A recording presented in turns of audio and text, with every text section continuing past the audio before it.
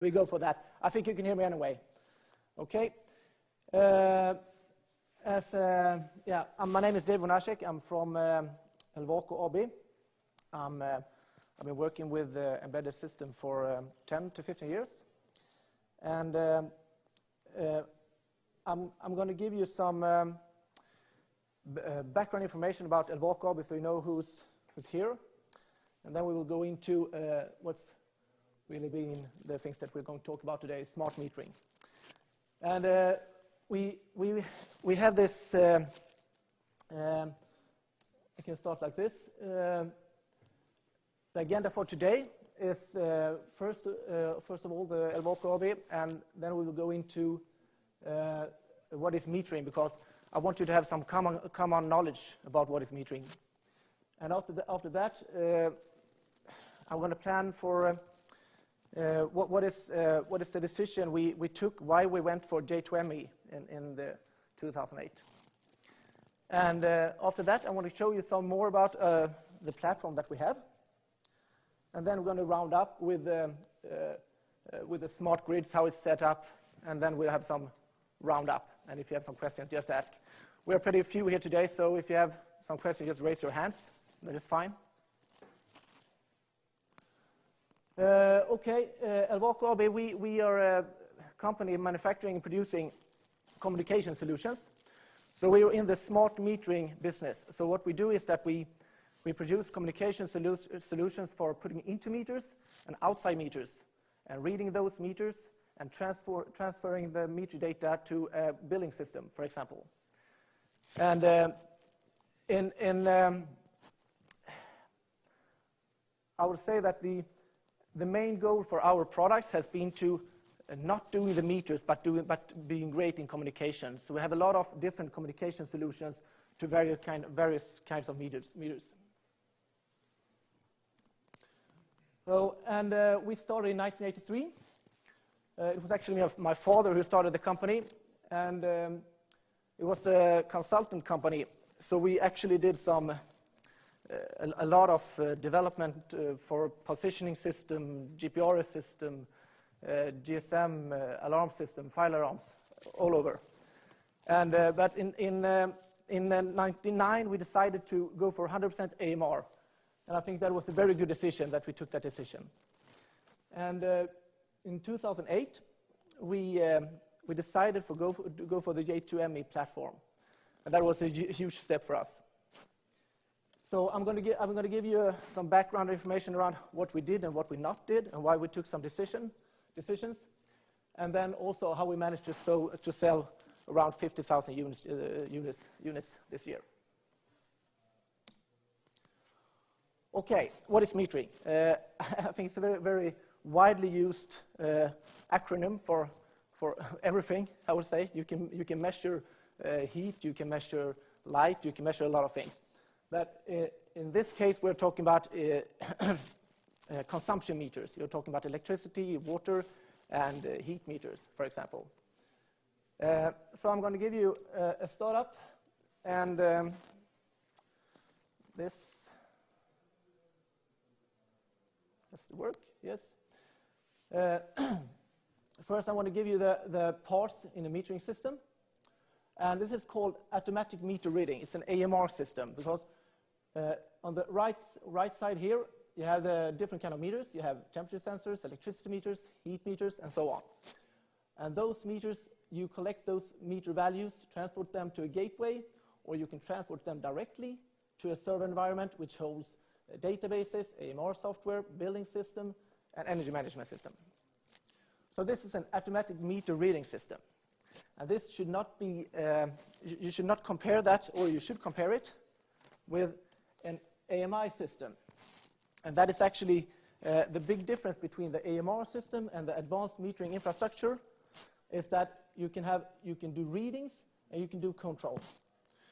And what you can do here is that you can actually have the automation processes out in the field, or you can do the automation process here and send controls all the way down to the meter. That's the big difference between AMR and AMI. So if we look at Elvaco, we are here. We are doing this. We're doing communication solutions for meter, inside meters, and we are doing gateways. We also have systems for collecting meter data over here, but our main goal is to be best in communication solutions, transporting the meter data from the meter to a building or a central system.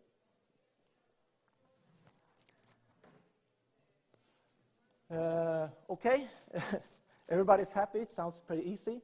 It's just to transport the meter data from any meter to the system. Sounds great. There's a huge problem actually in this business. Is that this is the problem. It's so great with standards. Everybody should have their own. It's like that in Europe. I would say in the rest of the world, that we have so many standards that you can't even count them in metering.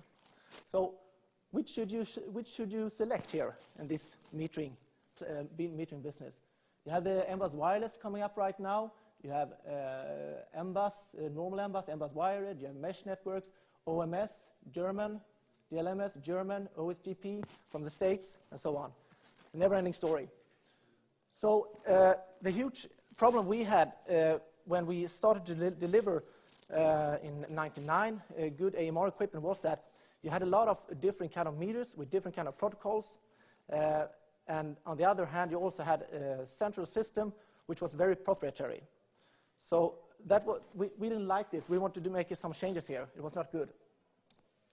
So if we look at it on the Europe, we're going to talk about Europe today because we're in Europe. It looks like this.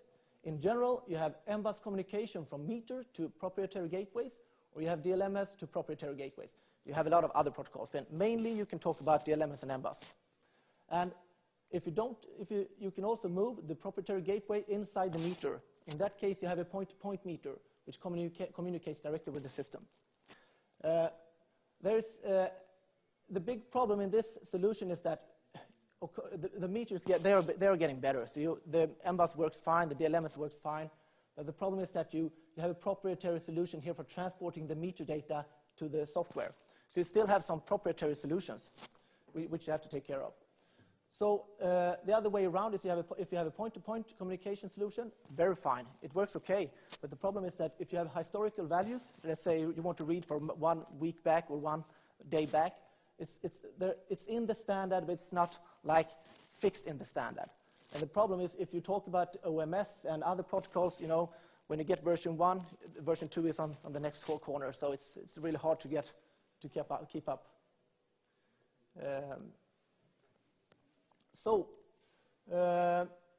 I want to talk about these issues. And if we talk about the proprietary protocols, there is the biggest issue with that is that the standards that are set into the market, they're not really fixed. So they're moving all the time, and that's why we don't decide, or in the market we don't decide in which way to go. So the proprietary protocols is a big issue. And of course, when we talk about the software that is actually collecting the meter data from the meters, or steering or controlling the devices out in the field, it's also proprietary. There are some solutions that are not proprietary, of course, but still, you have no common way of doing things. And in general, the devices, they are not very expandable, so you cannot add functionality to existing devices. And if we talk about integration, I would say that is one of the main points what we have been working very hard on, because when you buy a product, it should be really easy to integrate it into your system. That if you talk about the existing products, let's say gateways in the market today, they are all proprietary. How to send the meter data, very very hard and very time consuming. And also the field work, when you're out in the field and doing mass installations, I would say that the cost for the hardware is not actually the big part. It's the time when you're out in the field, and then when you're doing the next visit to the same spot. That's where the money is. So we must do a better solution for the installation. There's also one point. And in general, really bad logistics. You know, if you buy a communication solution, let's say you buy 1,000 pieces, and you do a rollout, and then you have to prepare those devices in factory so they are prepared for you as a company, and that is a big problem. Let's say you have to have some specific settings for IP or APN settings for GPRS networks, etc. Then you can't have it on a shelf and just send it out to the customer. So now we move to where we want to go instead, and we had actually a lot of thoughts around this, because we were not better than anyone else. We had the same solutions. We had proprietary solutions. We had proprietary software. They needed to select meters depending on what kind of products you are using. So we were not better, but we said that this is not good. We must do some changes. So we started to discuss how to make the best product. And one of the things is that we have to make something really cost effective. It's very important. If we sell 50,000 units and a general customer buys, let's say, 5,000 units or 10,000 units, we're up in such a volume that we need to keep the prices down, of course. And one thing that is actually, of course, very important, I actually got this in mind when I was on the train today. You know, if SG says, you know, signal fail, something wrong with the trains, you can't do that out in the field, actually. It must work all the time.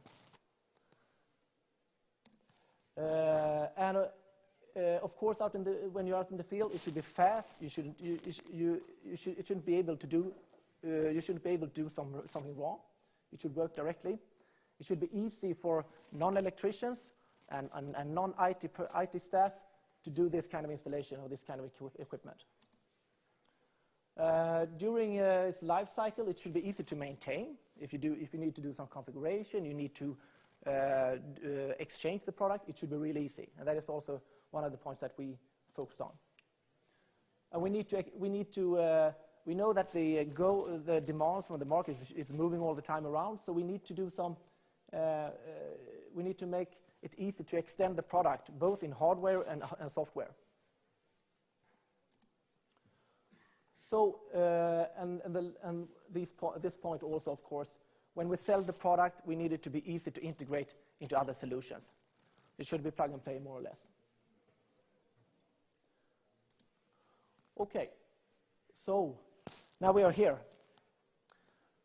We looked around, and we actually tried a lot of different kind of modules because we wanted to go for a point-to-point solution, and we wanted to have a cost-effective solution, so we decided that we needed to have the software integrated into the platform. So we had 3 or 4 different companies and trying out their modules. We had modules based on C, modules based on script languages, and so on. But the one that we actually really liked was the Gemalto. It's a former Siemens and former Centurion, and now Gemalto. So many names. And one of the great things about this was that it was actually the first module with integrated Java, which could be used in the industry. So, and we were a little bit afraid of selecting a module where we put everything inside, all our intelligence. So we were a little bit afraid that we may be locked into that system. But of course, when we have a Java platform, we just need to be aware of those parts that are hardware independent, so we can move that platform around.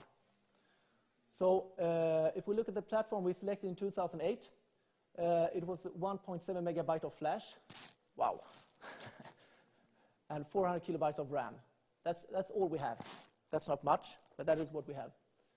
And there is a J2ME, Java 2 Micro Edition, inside the module. And that is a embedded platform with a subset of classes which you can use. And one of the important things, all in one module. We have it in one chip, very important. So in production and everything, we don't need to have our GSM GPRS module and our CPU beside each other.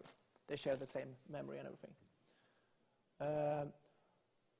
One of the big issues that we have in the beginning when we selected this platform was that we actually had a developer working for us at that time and doing software. He was coming from the, I would say, enterprise side or standard side, and And he actually worked for us for 1 year, and at the end we had to put everything in the trashes, unfortunately. So we had to redo everything because he was working like it was a big machine, but it's not. So we rewrote everything. It took about 4 to 6 months to do the new platform, and then we started to produce and sell the product.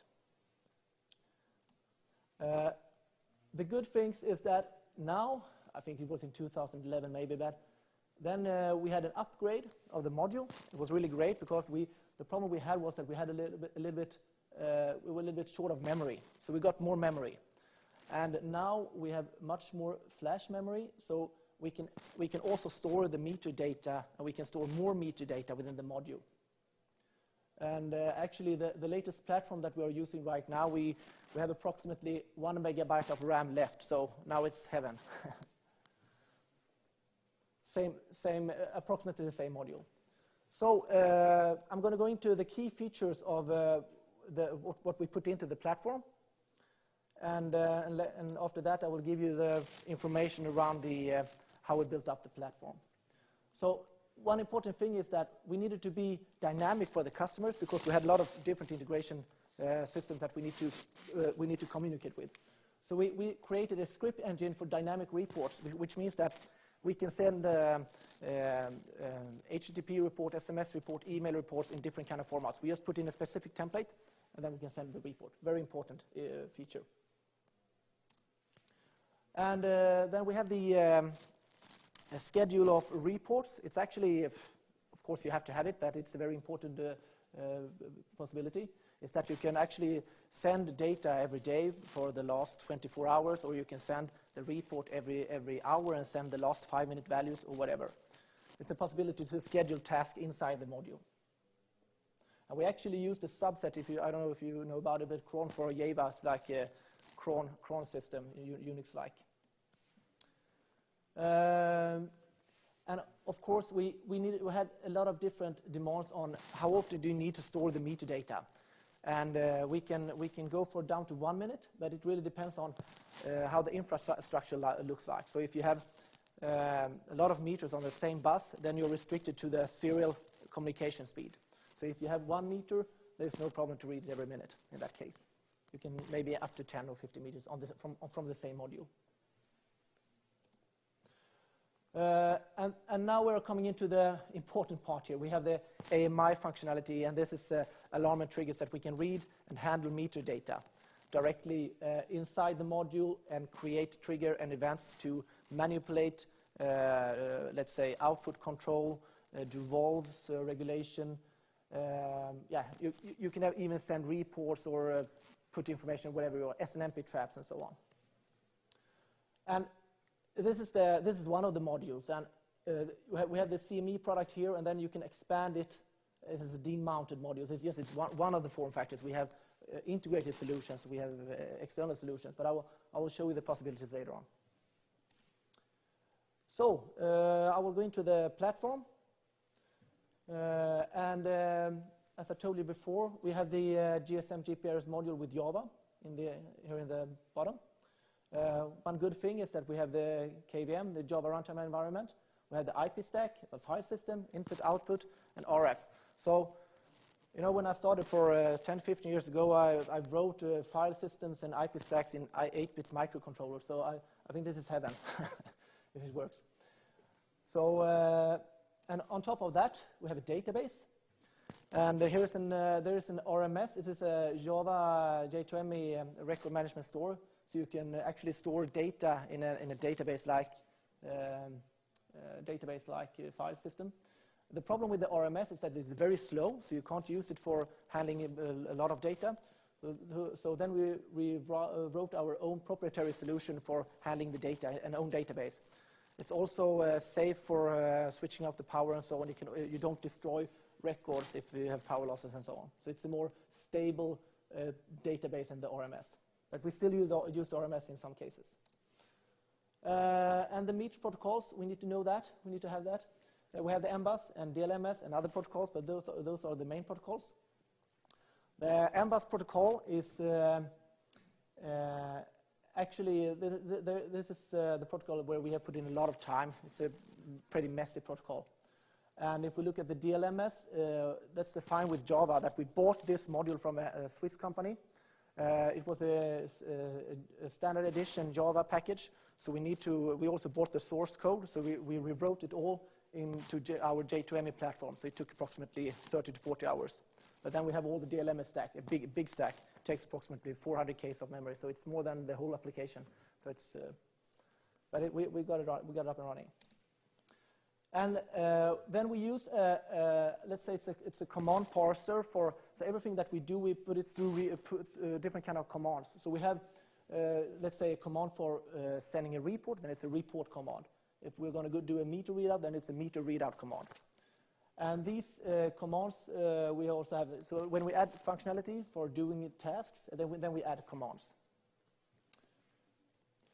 So then we have the API on the left side. So there are different ways of communicating with the device. So one goal was to make it simple for normal users. So we have SMS. And that we have a command line interface, which can be used using CSD, circuit switch data, or you can use a telnet for a TCP IP connection. We have HTTP, HTTPS. We have a simple network message protocol. This is the latest one that we've added. It's actually this way it's going, and I have believed in that for very many years, but we will be the first one to really do it in this way. I'm going to maybe elaborate on that later. And then we need to have some sort of scheduler, and the scheduler is handling all the tasks that we are doing internally in the module. So if we want to do something that's every day or every hour or every minute, we put it into the scheduler and then execute some commands. That is what we do. And now it's a little bit too small, I would say, up in the left corner, but the monitor function is very important because this turns this AMR solution into the AMI solution. It actually can handle all the meter data and trigger events and do all that kind of stuff. But I will go into that later. Okay, most important part on the right side here is the report engine. And this is the one that we use to create the meter data reports or information or event, or if it's power losses or whatever, we create different kind of reports. And the fine thing with the report engine is that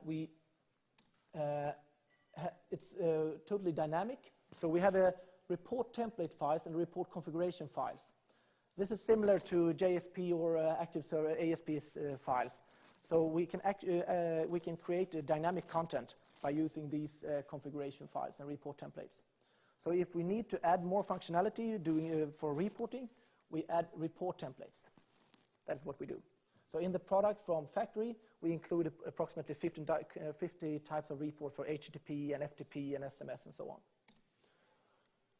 And then we need to have some sort of parser, because this is actually a script. We rewrote an open source script for suiting our solution, for being a little bit smaller than existing. I think it's called F-script. It's a small version. So we had to rewrite that part to make it work in our platform. And the report parser actually reads that file, and then it's this is actually the issue here, because the problem with this module is that you don't have any memory, so you cannot just allocate memory. Let's say I want to have 3 megabytes of memory for pushing this report, or I want to write to the flash and then read it out from the flash and then send it. So what we do is that we have created a pretty, I would say, smart solution for this, that we always do it through a pipe stream. I'm going to show you here. So we have those parts. We have the report template file. We have the report parser handling the report template file. We have the pipe streams, which actually is a middle buffer. So what you do is that you push data from the report parser into the pipe stream, and then on the other side, this looks actually just like a file. So it can be a file, it can be whatever. So it just reads the file to end of file. Here, very easy. So it looks like this, turns up, going into the pipe streams. Sorry, I have no connection with this one, that's why I have to. And so it reads in the end here. So, and the fine thing here is that we can add protocols. So if we want to send it by whatever here. We just create the template here, and on the other hand, we don't care about who's reading the data. It can be whatever. So if you want to put it on a screen or whatever, you can do that. So this is actually the background technology, so we can actually push reports that are 10 megabytes or whatever from a device that only holds a couple of kilobytes in memory. So that's the fine thing. So if we look at the HTTP protocol, which you should use when you do these kind of massive reports, we use a chunked mode, so we can send small pieces of data. So you don't know the size of the HTTP post, actually. This is the way to do it. So an example, just to show you, we have, maybe it's better here. You have the meter installation. This is a simple email report, because we want to be open, so we have the simplest way to transport the meter data is by using email. So if you don't have any system, you don't have anything at all, if you only have 10 meter installations, you can use the email report engine to create meter value reports. And you don't have to care about what kind of meter it is, what kind of protocol it is. So it's just really easy. You have the meter. The meter sends, for example, meter values every day at 1 o'clock. It goes through the GPRS network, the service provider. It connects to the SMTP server. SMTP server is free, generally. So if you have let's say, Telenor or Vodafone or Telia, they have an internal SMTP server which you can use. So it's no cost. It's only the cost for the sent megabytes. And then you have your email account. So you just set the email address where you want to send the reports, and then push the reports to you without any system. Very easy.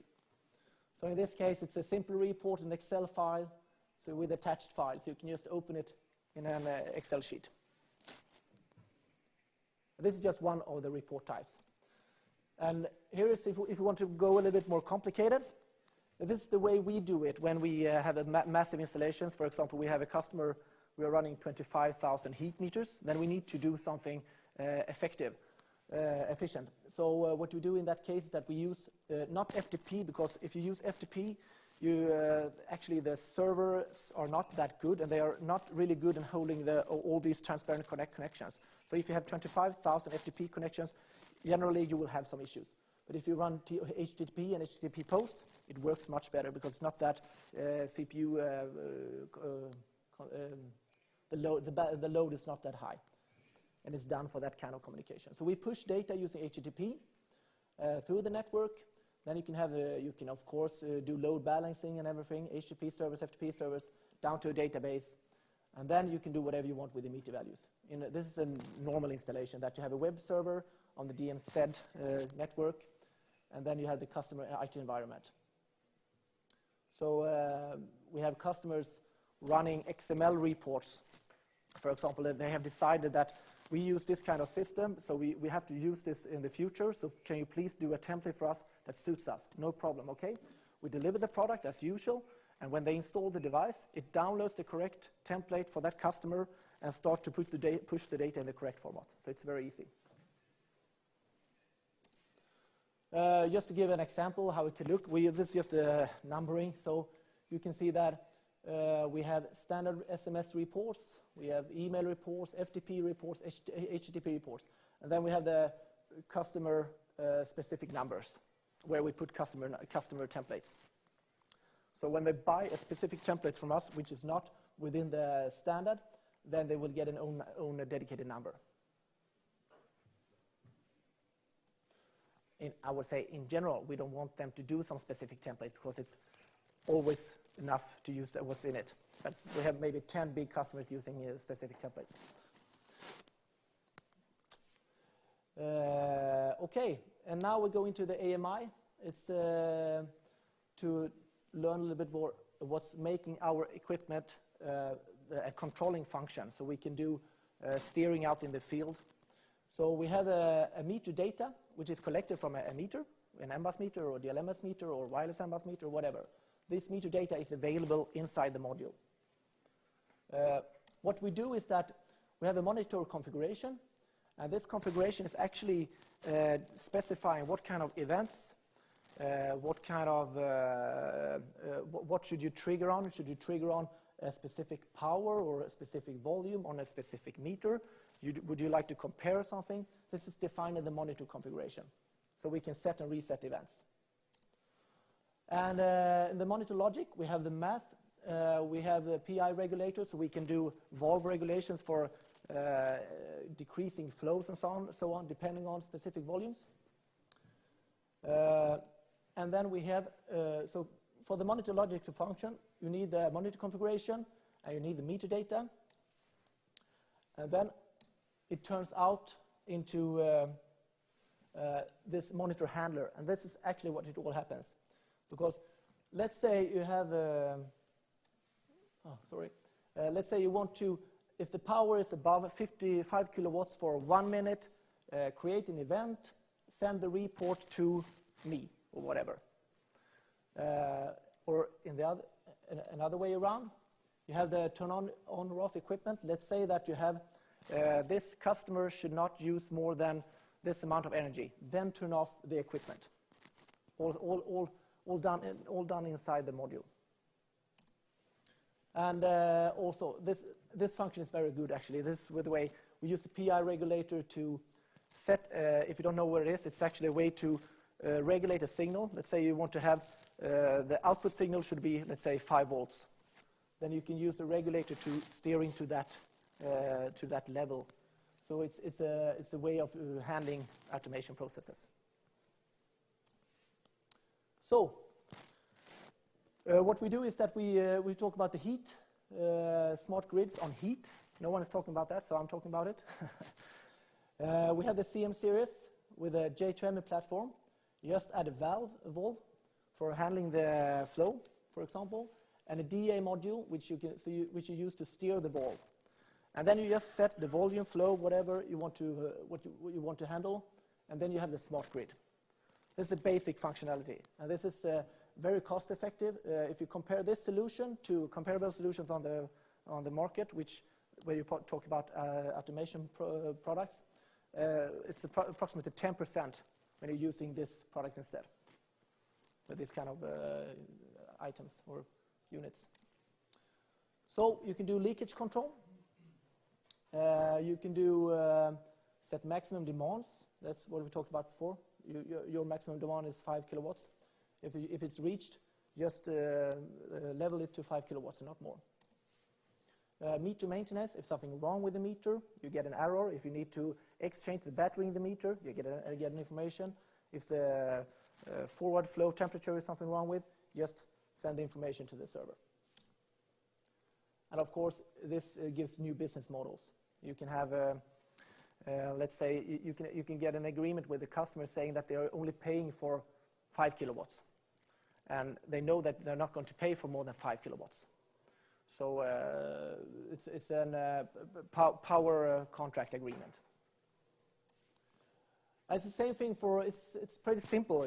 For smart grids, we're doing the same thing. Smart grid electricity, the CM series with an intelligent meter. You can do everything that the meter can with all the meter values that you have in the meter. And if you have the breaker control or disconnect control, you can use that directly from the J2M platform. So we have power outages directly informed to the system. We have the disconnector, which you can use. You can, let's say, you have only paid for these through 3 weeks, then turn it off. And the power tariff, of course, and network and analyzing. You have a lot of information in these new meters, so you can actually put a lot of information down to the system. And the nice thing here is that with the J2M platform, with the SNMP protocol, you can actually use it in any standard SNMP management software, and that is a really benefit because that has not been done before. This is a new way of doing it, and we believe that that's the right way to do. And I think that the time for us to go into to do that was very fast. So it was because of all of the open resources that we can find on the net. Just doing this short because I know that we get short of time because of the overload. One important information that is free, which we got. We don't need to care about the software upgrade. It was included in the platform. So what we do is that it's very simple. It can be initiated by SMS, CLI, and or on a schedule. So you can regularly check for new updates on the web server. So what it does is to actually send simple request the Java application description file. it receives the Java application description file, and then it sends a request for the real application file, the YAR file. Downloads the YAR file, installs the YAR file, and then it just sends the results. Very simple. And we don't have to care about that. I've done a lot of upgrade software for doing this, and I know all the hard points, and this is I'm really happy not having to do this, because it's time-consuming work. We also, when we selected the platform, it was easy to us to move around. So we're doing external modules, we're doing integrated modules for different kind of meters with different kind of form factors. So we have all the possibilities to move around different kind of hardware.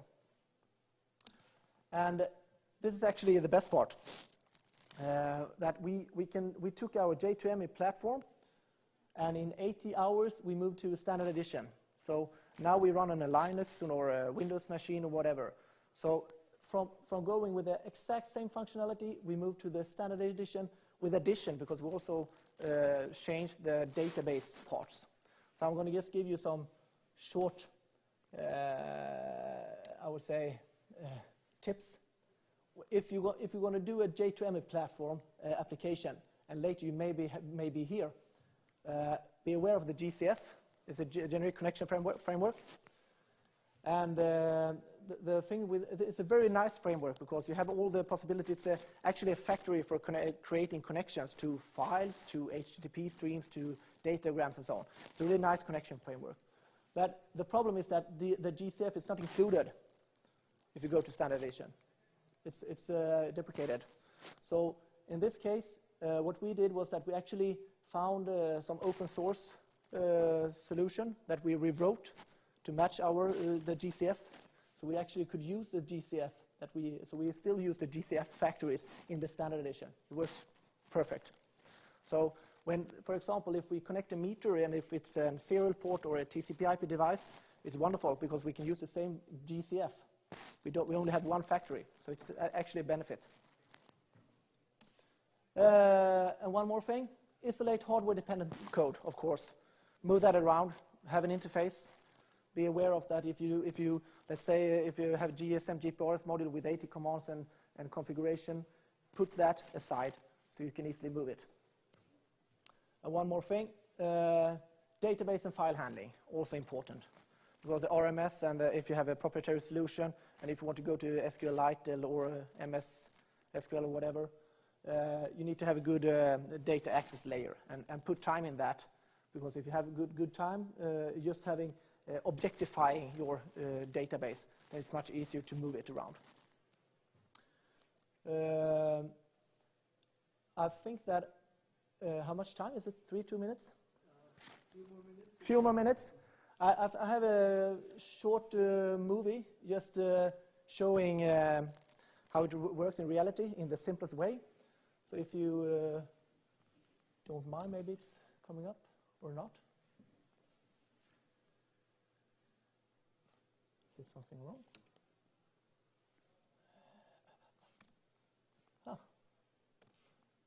Doesn't want to show.